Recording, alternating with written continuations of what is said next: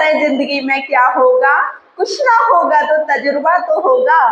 जय हिंद प्यारे साथियों, कैसे हैं आप सभी लोग। आशा करती हूँ अच्छे होंगे। मिशन वर्दी चैनल पर आप सभी लोगों का हार्दिक स्वागत है।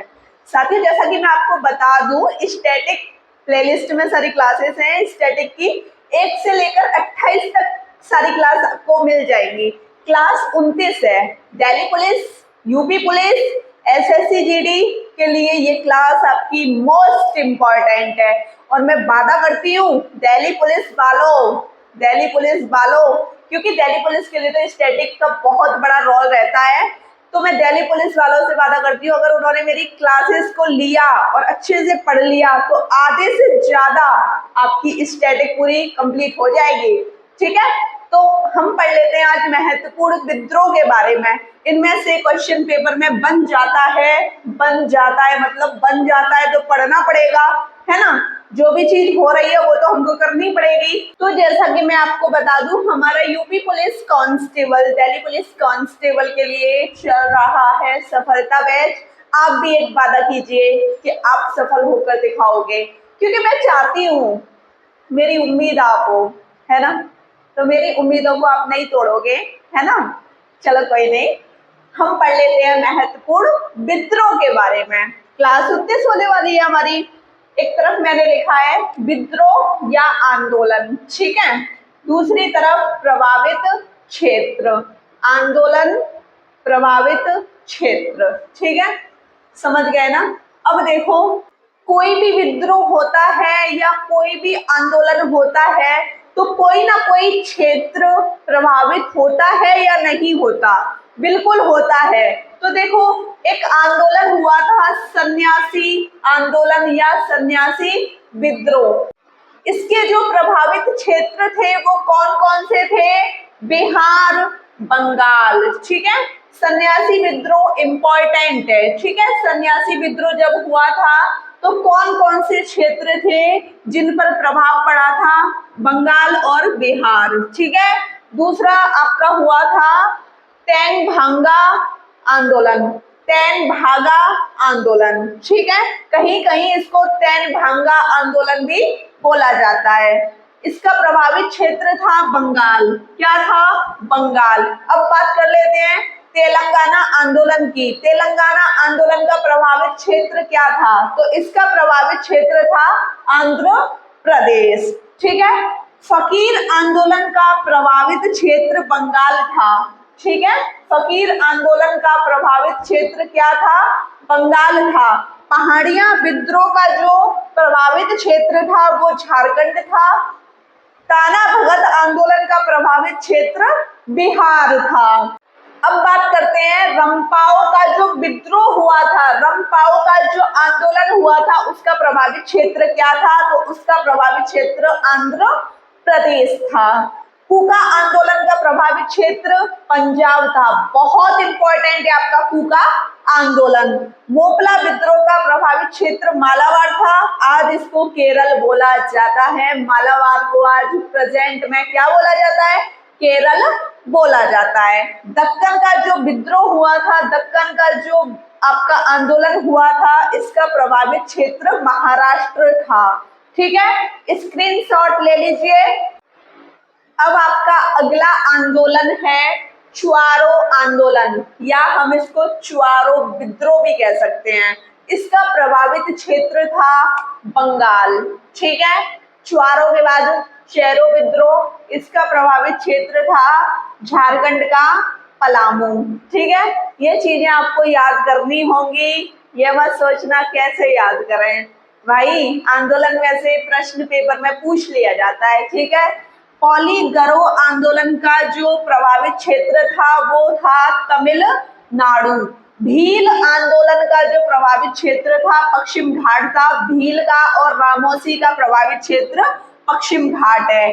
पागलपंथी का प्रभावित क्षेत्र बंगाल, ठीक है। बंगाल में चलते हैं और पागलपंथी करते हैं। देख लीजिए, पावना आंदोलन का प्रभावित क्षेत्र बंगाल में एक जगह है, पावना वही है, ठीक है। आंदोलन भी पावना है, जगह भी पावना है। पाइक आंदोलन का विद्रोह का जो प्रभावित क्षेत्र है वो क्या है, वो है उड़ीसा। मुंडा विद्रोह का प्रभावित क्षेत्र झारखंड। अब बात कर लेते हैं संथाल विद्रोह का जो प्रभावित क्षेत्र है वो क्या है, बंगाल और बिहार। नील विद्रोह का प्रभावित क्षेत्र भी बंगाल और बिहार है।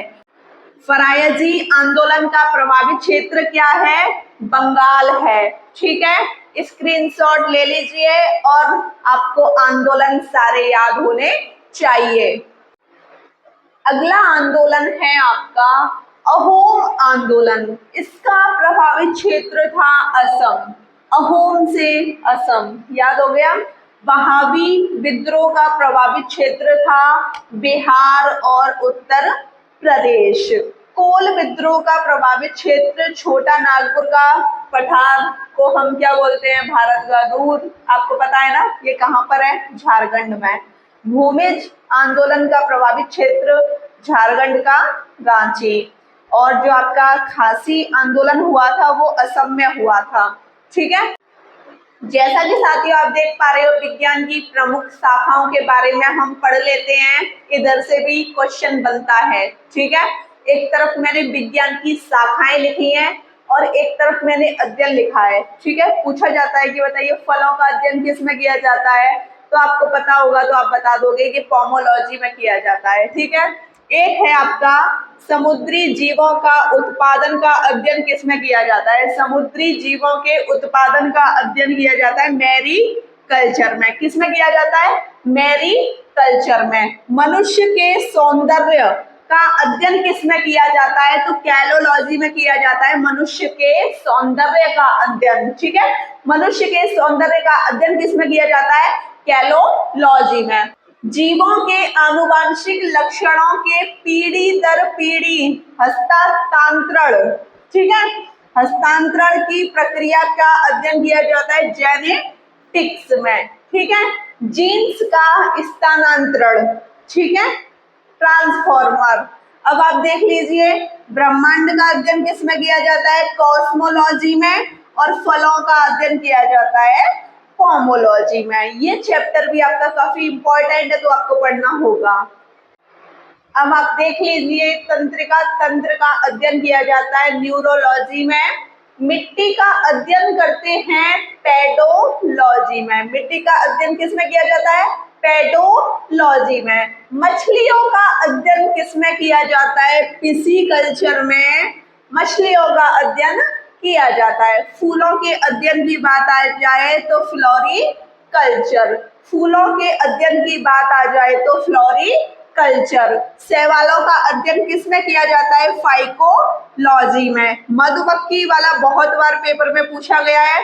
मधुमक्खी का अध्ययन किस में किया जाता है, तो एपीकल्चर में किया जाता है। अब मैं कुछ किताबों के नाम और लिखा देती हूँ जो कि इम्पोर्टेंट है, ज्यादा नहीं कराऊंगी, 5 लिखाऊंगी बस। ठीक है, डेली बेस पे आपको पढ़ाती जाऊंगी जिससे आप भी परेशान ना हो और आपको याद करने में भी दिक्कत ना हो। ठीक है, जैसा कि मैं आपको बता दूं, अब मैं आपको पढ़ाने वाली हूँ प्रमुख पुस्तकें और लेखक। ठीक है, एक तरफ मैंने प्रमुख पुस्तकें लिखी हैं, एक तरफ मैंने लेखक लिखे हैं, इम्पोर्टेंट है। ठीक है, अमरकोश किसने लिखी, अमर सिंह ने। अमरकोश पुस्तक के लेखक अमर सिंह। महाभारत बहुत इम्पोर्टेंट है और आपका भगवत गीता भी इम्पोर्टेंट है। ये दोनों पुस्तकें किसने लिखी, वेद व्यास ने। किसने, वेद व्यास ने। सूरसागर सूरसारावली, ये तो हिंदी में जो पेपर होता है वहां पर बहुत ज्यादा बार ये आपकी पुस्तकें पूछी गई हैं कि बताइए सूरसागर और सूरसारावली किसने लिखी, तो आप बताओगे सूरदास ने लिखी। ठीक है, बात आ जाती है नेचुरल हिस्ट्री।